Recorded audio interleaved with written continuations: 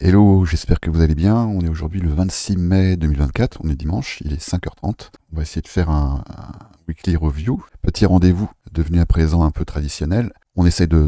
J'essaye de prendre un peu de recul sur ce qui vient de se passer, et puis on essaye aussi de se projeter un petit peu sur la semaine à venir pour voir à quoi on pourrait s'attendre. Alors c'est vrai que globalement, je pourrais presque vous renvoyer sur le dernier market review, celui du 24 mai, qui était d'ailleurs public.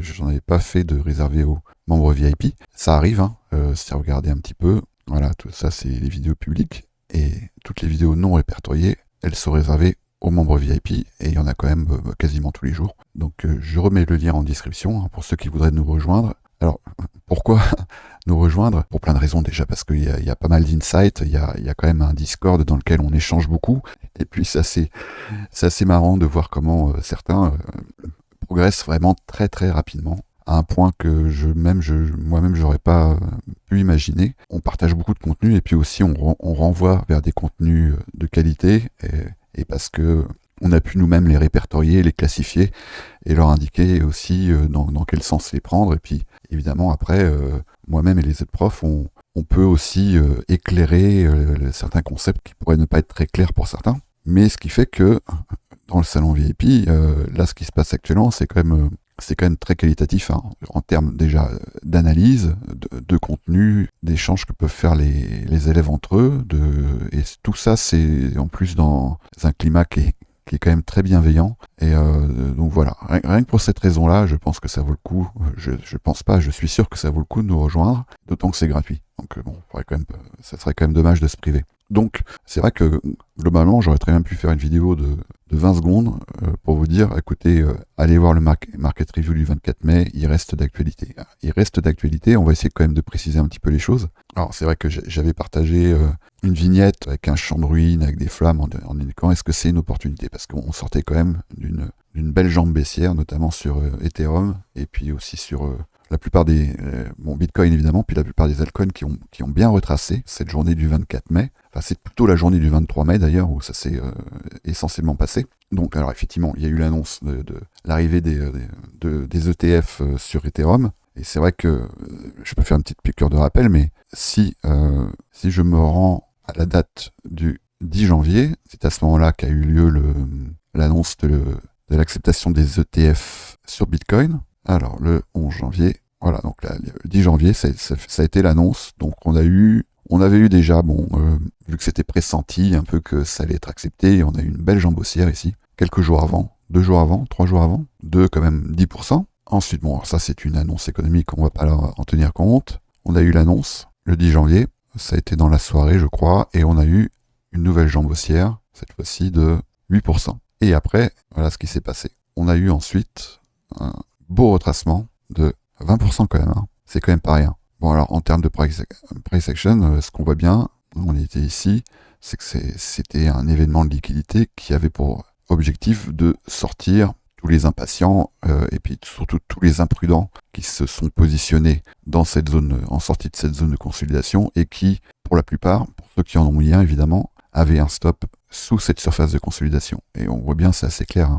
Voilà. Et voilà ce que le prix est venu faire. Et lorsque ce travail-là a été fait, ensuite on a eu une impulsion qui cette fois-ci était de 90%, presque 100%, presque le double. Alors je suis pas en train de dire que c'est ce qui va se passer sur Ethereum, parce que faut quand même se méfier des histoires un peu toutes faites. Mais si vous regardez bien, donc il y a eu quelques infos qui ont fuité, comme quoi l'ETF Ethereum, les ETF Ethereum passaient d'un statut de peu probable à hautement probable. Et ça s'est fait, c'était quelque chose qui n'était pas pricé, voilà quelle forme ça a pris. Donc il y en a beaucoup qui se sont positionnés sur cette annonce. Donc là, c'était pas c'était une rumeur, donc vraiment la base de rumeur, Et voilà ce qui s'est passé à l'annonce. Donc là, on a eu un plus 30%, et au moment de l'annonce, on a eu un moins 10%. Est-ce que c'est terminé? Je sais pas. Je suis pas devin. Je pense qu'il y a quand même ici une impulsion qui est en termes d'action du prix, je pense qu'il y a quand même de bonnes chances d'être retesté, parce que c'est quand même une efficience qui, en plus, est une bougie impulsive. Alors vous regarderez pas sur le passé, ne me croyez pas au mot évidemment, mais en règle générale, les bougies impulsives comme ça, elles sont retestées. Même partiellement, mais souvent elles sont retestées. Alors maintenant, Si on regarde la semaine qui s'est écoulée, je vais passer en 1 heure. Là voilà la semaine, hein, elle est délimitée par ces deux bornes. Voilà le plus bas, voilà le plus haut. On voit que ça a été une semaine haussière. D'ailleurs, j'en profite pour vous rappeler et vous recommander les indicateurs de Venise. Vous voyez un peu comment ça permet d'avoir une vision claire notamment avec cet indicateur qui s'appelle time et cycle. Vous voyez un peu comment, sur une même fenêtre, on peut avoir accès à différents horizons temporels. Ici, j'ai ma bougie weekly en cours, qui n'est pas encore clôturée. Hein, on est dimanche, mais la clôture, ça va être ce soir. On voit qu'on a eu donc une belle bougie haussière. Et le prix est venu se loger dans cette zone, entre les 70 et les 80% de la bougie. Alors, c'est pas... J'en entends certains déjà qui murmurent que c'est un TGIF. C'est pas un TGIF. Si vous pensez que c'est un TGIF, je vous encourage à réviser vos fondamentaux. Un TGIF, c'est un modèle, c'est un setup du coup qui implique certains paramètres. Je vais pas les donner ici, c'est pas l'objet de cette vidéo, mais ceux qui sont dans le salon VIP d'ailleurs, là ça s'adresse à eux, vous pourriez me répondre dans le Discord pourquoi ici on n'est pas sur un TGIF. Vous avez 2 heures. Donc, en tout cas, on est venu se loger ici, dans cette zone, mais on voit que pour l'instant, on est dans une forme qu'on aime bien identifier parce que elle nous donne quand même des informations. On est sur une compression. Voilà. On pourrait délimiter comme ça. Donc, maintenant, je pense que ceux qui ont déjà vu plusieurs de mes vidéos savent ce qu'on est en droit d'attendre d'une compression. Donc une compression, ce sont des forces opposées qui s'annulent en fait, et au bout d'un moment qui vont sortir du compromis dans lequel le prix s'est installé pour engager une impulsion. Et ça va être une impulsion à la hausse ou à la baisse, évidemment. Le prix, il reste jamais statique. Donc la direction, c'est compliqué de la projeter. Assez souvent, ce qui va se passer, c'est qu'on va sortir d'un côté et qu'ensuite on va se diriger vers l'autre. Pour éventuellement, c'est-à-dire qu'on va, évidemment que cette zone-là délimite aussi une zone d'intérêt. D'accord ? C'est-à-dire ce sont des liquidités externes. Si on regarde bien en termes d'action du prix, on va avoir ici les liquidités externes qui nous emmènent vers les plus hauts annuels, voire même pourquoi pas vers un ATH, un all-time high, et on va avoir des liquidités externes qui nous ramènent vers des liquidités internes antérieures, d'accord, notamment ici, dans cette zone, et notamment vers le retest ici de cette bougie impulsive. Personnellement, j'imagine mal le prix aller se diriger vers des plus hauts sans sortir ceux qui se sont positionnés sous cette zone de consolidation, et à mon avis sous cette mèche.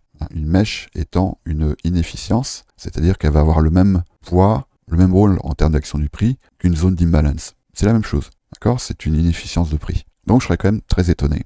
Dans quel ordre, je ne sais pas, mais alors on pourrait avoir tout à fait un mouvement ici d'inducement qui pourrait engager les acteurs du marché à se positionner, et ensuite on pourrait venir les sortir, donc ça pourrait prendre cette forme, on pourrait venir ensuite les sortir en allant travailler cette zone, on pourrait éventuellement même consolider un petit peu, un mouvement d'inducement, et après on pourrait éventuellement nous ramener vers des plus hauts. Ça c'est une option. L'autre option, c'est qu'on s'occupe directement de ceux qui se sont positionnés ici, et des ordres aussi qui n'ont pas été fill, parce que une bougie impulsive, une zone d'imbalance, ça signifie aussi que des ordres n'ont pas été remplis. Et c'est vrai que l'objectif d'un broker, c'est quand même de remplir des ordres, parce que c'est là-dessus qu'il gagne de l'argent. Donc c'est aussi une option, et qui pourrait ensuite éventuellement nous ramener vers les plus hauts, sachant qu'a priori, le job a été fait plus bas. Je dis bien a priori, parce qu'on pourrait tout à fait venir retester ici ce breaker. Très franchement, j'y crois pas trop. Mais bon, c'est pour ça qu'on dit toujours qu'il faut quand même gérer son risque. Gérer son risque, ça veut dire calculer sa position de telle sorte à ce que on puisse minimiser les pertes, évidemment. Enfin, en tout cas, calculer et gérer ses pertes. Et surtout, mettre un stop qui correspond à un prix en dessous duquel Ethereum ici, en l'occurrence, n'est pas censé aller. D'accord ? C'est-à-dire que s'il y va, ça veut dire que là, on est dans une invalidation de biais, une invalidation d'hypothèse. Voilà, c'est comme ça qu'on va calculer son risque. En tout cas, ce qu'on peut observer très fréquemment sur les marchés, c'est que le prix va jouer évidemment sur sa valeur intrinsèque. D'accord ? Le Bitcoin, il vaut 3800, il vaut 3600, etc. Mais il va aussi jouer sur une variable temporelle. Et la nature humaine, elle est ainsi faite. L'humain est un être grégaire, c'est-à-dire qu'il va adopter des comportements de foule qui sont parfois irrationnels. Donc il suffit que dans un petit groupe de 10 personnes, il y en ait 2 ou 3 qui se mettent à adopter un comportement pour que les autres le suivent sans forcément savoir pourquoi. Donc ça déjà c'est une chose. Donc c'est pour ça que c'est toujours bien, c'est toujours intéressant d'aller observer un peu ce qui se passe sur les réseaux sociaux parce que ça peut nous donner un narratif. Et éventuellement, dans un esprit un peu contrarien, se dire, en règle générale, la majorité a tort, en tout cas sur les marchés. Donc si on voit que un comportement devient majoritaire, on peut se dire, peut-être qu'il va se passer l'inverse. Ça c'est une chose. Ensuite, il va jouer sur un comportement, alors c'est pas un péché capital, mais on peut classifier ça dans des comportements humains assez naturels, et notamment, alors là, évidemment la cupidité, mais aussi l'impatience. On est d'autant plus aujourd'hui dans une société qui va privilégier l'immédiateté. On voit bien maintenant avec les réseaux sociaux, les shorts, TikTok, etc. Et c'est vrai que aujourd'hui, on peut observer que les gens ils sont de moins en moins patients et qu'ils ont du mal à attendre que le prix donne des signaux clairs et ils vont avoir envie de se positionner rapidement. Et c'est vrai que, notamment à cette annonce-là, ça peut générer des comportements qu'on peut appeler FOMO, c'est-à-dire que les gens, ils ont peur de passer à côté de l'opportunité de leur vie. C'est maintenant, on verra plus jamais ETH à ces prix-là, il va aller faire un nouvel ETH, il va aller go to 15 000. Voilà aussi avec quoi le prix et les marchés vont jouer. Donc il est évident que dans cette zone, sous ces prix, et dans cette zone, il y a des gens qui se sont positionnés. Ça, c'est évident. Et donc, que le prix vienne travailler ici pour sortir ceux qui n'ont pas forcément mis de stop, ceux qui ont mis des gros leviers, pour moi, ça fait sens. Voilà ce que j'ai à dire. Bon, en ce qui concerne Bitcoin, pour l'instant, j'ai un peu envie de dire un partout balle au centre, parce que voilà la bougie weekly en cours. On la voit ici. Je vais mettre en 1 heure. Et ce qu'on observe, voilà la bougie weekly, elle est là, voilà les 2 bornes. Et ce qu'on peut observer, on peut difficilement plus faire équilibrium, quoi. Voilà l'équilibrium, il est à 69 071, et voilà où est le prix actuellement. Il est pile poil sur l'équilibrium de la bougie weekly. Et on peut également observer ici une magnifique compression ici. Bon, délimite une zone, hein, évidemment, il ne faut pas prendre pour argent comptant la forme du triangle, hein. Là il est légèrement baissier, mais en tout cas on voit bien que le prix pour l'instant, il est compris.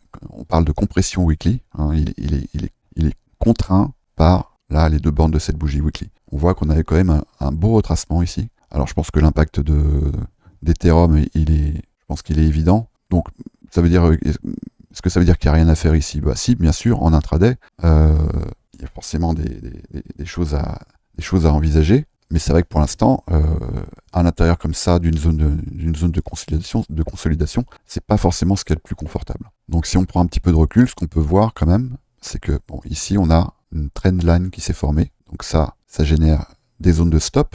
Le prix va venir probablement, dont le prix va venir probablement s'occuper. Ça c'est évident. On voit qu'ici en dessous, on a une zone d'equal low, de relative equal low. Hein, comme son nom l'indique, c'est que le prix est relativement au même endroit, donc forcément, il y a des gens qui sont peut-être positionnés ici, d'autres ici, en tout cas leur zone de stop. Donc, pareil, il y a quand même de fortes chances pour qu'à un moment donné, le prix, il vienne faire une incursion dans cette zone. Et on voit ici une zone de prix qui n'a pas été retestée, qui est également impulsif, c'est-à-dire qu'il y a eu beaucoup de volume échangé ici. Et on a ici une zone d'imbalance, ce qui fait qu'il y a ici des ordres à remplir dans cette zone entre les 63 000, oui, entre les 63 000 et les 64 600. Est-ce que ça veut dire qu'on va y aller? Non, pas forcément. On pourrait très bien y retourner beaucoup plus tard. Mais bon, en tout cas, je pense que c'est bien de garder dans un petit coin de sa tête en mémoire que voilà, on a ici un appel d'air qui peut éventuellement remplir son rôle à un moment ou à un autre. En tout cas, pour l'instant, voilà. Compression, j'ai pas grand chose à dire de plus. Au bout d'un moment, il est quand même évident que cette zone ici, qui constitue quand même une zone d'intérêt évidente, hein, voilà, ces 3 zones de prix là, donc les 72 000, les 72 100 et puis les 74 000. Au bout d'un moment, le prix va venir s'en occuper et ça, ici évidemment, ça n'a pas du tout, enfin de mon point de vue, ça n'a pas du tout la tête d'un top de marché. Peut-être qu'on n'en est pas loin, peut-être qu'on est juste au-dessus, mais en tout cas ici, là, ça n'a pas du tout un top de marché. En règle générale, un top de marché, et ça c'est fractal, je pourrais vous en parler aussi pour des structures en 1 minute. En règle générale, un top de marché, on peut avoir effectivement quelque chose qui ressemble à un M, mais souvent on a plutôt quelque chose qui ressemble en cette forme-là. Voilà. Pour l'instant, c'est pas le cas. Donc pour l'instant, si on n'est pas loin du top, je pense que nous, on est dans cette zone. C'est mon biais, en tout cas. J'ai tout à fait me tromper, mais c'est mon biais. Maintenant, si on regarde du côté de la TradFi, alors bon déjà, le dollar Et bah ça fait plusieurs semaines que j'en parle, et pour l'instant, bah, il reste contraint dans cette zone, hein, là. Et moi, je pense qu'il va y rester encore un petit peu. Je sais pas combien de temps, mais en tout cas, voilà, on a ici une zone d'imbalance. C'est que pour l'instant, moi, mon biais depuis le mois de mars, je crois que j'en parle, c'est je pense qu'on va consolider ici. C'est même possible qu'on consolide ici jusqu'à la fin du quarter, hein, c'est-à-dire jusqu'au mois de juillet. C'est possible, c'est fort possible. Pour l'instant, on voit bien qu'on a lower high, lower low, lower high, lower low, lower high, lower low. Il serait même pas déconnant qu'on puisse sortir par le bas de cette surface de consolidation pour revenir travailler cette zone ici entre les 103, 103.6 et les 104, en gros. Ça serait pas du tout déconnant. Alors, ce qui fait qu'on peut tout à fait mettre l'hypothèse que sur les riscon, il va peut-être pas non plus se passer grand chose, tant qu'on reste dans cette consolidation. Il va se passer des choses évidemment, mais peut-être dans des registres d'ampleur qui seront peut-être mesurés. Si je regarde ce qui s'est passé sur le SP500, bah pour l'instant, ce qu'on observe, c'est à peu près la même chose, hein. Si je regarde en daily, en 4 heures, bah pour l'instant, le prix, voilà, il navigue entre ces deux bornes weekly. Il peut tout à fait en sortir à un moment ou à un autre, mais pour l'instant, on voit qu'il est contraint ici. SP500, le Nasdaq également, le Dow Jones. Alors, Dow Jones, il est un peu plus en souffrance. Si je me mets sur une échelle, voilà, sur une échelle daily, on voit qu'ici, il a fait un plus haut historique, hein, et que là, il est en train pour l'instant, de retester, là, cette jambe impulsive, celle la première semaine de mai. Voilà ce qu'on peut dire pour l'instant, on peut pas dire grand chose de plus, hein. On pourrait parler de retournement, de changement de tendance, et je pense que c'est pas d'actualité si le prix nous faisait quelque chose de comme ça. Ouais, pour l'instant, c'est pas le cas. Donc on voit bien qu'actuellement, la performance du SP500, elle est essentiellement attribuée aux valeurs technologiques. On voit bien ici, hein, que le Nasdaq a un momentum beaucoup plus fort que les autres indices, alors que les valeurs industrielles, quant à elles, sont en perte de momentum. Donc ça veut bien dire que pour l'instant, ce sont les valeurs technologiques qui drivent le marché des riscon. Donc après, on peut parler de narratif, hein, l'intelligence artificielle et tout ça. Et pour ce qui est du gold, bah pour l'instant, il est juste en train de retester cette jambe haussière. C'est pareil, on peut pas pour l'instant parler de changement de caractère, hein. On peut pas parler de changement de caractère, on pourrait même tout à fait venir retester, là je suis en daily, cette zone impulsive ici, sans que le caractère soit changé. Voilà ce que j'ai à dire. Alors, comme si juste une petite parenthèse, mais c'est que là, on va faire un petit moment, comment on dit, auto-satisfecit. Mais pour l'instant, si on regarde bien, depuis que le salon VIP existe, alors j'ai fait quelques calls, j'en fais pas beaucoup. J'aime pas appeler ça des calls d'ailleurs, parce que ça pourrait impliquer que certains se positionnent sans forcément réfléchir à ce qu'ils font, et j'aime pas trop cette idée-là. Mais depuis que le salon VIP existe, j'avais call 3 niveaux. Ceux qui sont dans le salon VIP pourront évidemment le vérifier, hein, et en tout cas j'avais indiqué que moi je me positionnais sur ces niveaux-là. Il y avait les 51 000, on était ici, et là j'avais fait un trade avec un trailing stop, trailing take profit. Alors on va essayer de le retrouver, et je crois que j'en ai fait un autre joli depuis, hein, mais je crois que celui-là c'était le plus beau trade de l'année 2024. Essayez de le retrouver. Le voilà. Alors, c'était pas forcément mon plan initial en fait, hein. On était dans la zone des 59 000, et j'avais indiqué aux membres du salon VIP qu'on était sur un YPR. Alors le YPR, c'est un dérivé des modèles de ICT, hein, mais simplement qui se base sur une variable temporelle très précise. Et voilà, et j'avais indiqué ici, on a un YPR, moi je me positionne, je m'étais positionné là, et j'avais commencé à prendre des profits. Donc ça, c'était le 26 février. J'avais commencé à prendre des profits, je crois que c'était sur cette zone. Et après, vu la longue surface de consolidation dont on sortait, je m'étais dit, peut-être qu'il va se passer quelque chose ici. Donc ici, j'avais engagé un trailing take profit avec un range de 1,5%. Et il se trouve que, alors ça c'est grâce à Good Crypto que j'ai pu faire ça, hein. Et il se trouve que Good Crypto, bah, il a suivi le Bitcoin jusqu'à cette zone. Et ensuite, là, on a eu un retracement un peu plus important. Non, jusqu'à cette zone, et après on a eu un retracement donc de 1,5%. Et ce qui m'a permis ici de faire alors là on voit 60 points, c'était pas tout à fait 60 points parce que j'ai pris des profits partiels, mais je crois qu'en moyenne je me retrouvais avec un 30 points ici. Donc ça c'est une position que j'avais partagée dans le salon VIP. Il y avait un autre niveau, ça c'est donc le premier niveau que j'avais appelé, celui-ci, pareil, là sur une structure de prix très précise et qui est un modèle sur lequel on travaille actuellement beaucoup dans le salon VIP. Et là, j'avais indiqué que je m'étais positionné sur les 61 050. Voilà, c'est-à-dire ici, c'était où? Ici. Bon, il y a eu un léger drawdown ici, pas énorme. Après, il y a une jambe impulsive. On est venu retester ce niveau. Moi, je suis resté en position parce que moi, mon hypothèse était qu'on allait vers des plus hauts, notamment cette zone. Et voilà. Après, j'avais calé des prises de profit sur des niveaux précis. Et puis, avant ça, il y avait un niveau aussi dont j'avais parlé dans un market review qui était dans cette zone. C'est encadré en bleu clair ici. C'était les 56 700. Et voilà. Et pareil, là, on est venu les prendre. Et moi ici, j'ai toujours une partie de cette position qui est en train de faire du suivi. Parce que je pense que d'ici, on va pouvoir... je serais très étonné qu'on vienne retester cette zone ici. Donc j'ai pris des profits évidemment en chemin, mais je pense que la vocation ici de ce tag est de prendre appui ici pour aller vers des nouveaux plus hauts. Voilà, donc le genre d'insight que moi et d'autres profs évidemment pouvons partager dans le salon VIP. Donc welcome, je remets en description le lien pour venir nous rejoindre. Si ça vous fait plaisir, si vous pensez que je partage des contenus qui peuvent vous être utiles, un petit like, ça fait toujours plaisir. Abonnez-vous, ça fait aussi toujours plaisir. La petite cloche, tout ça.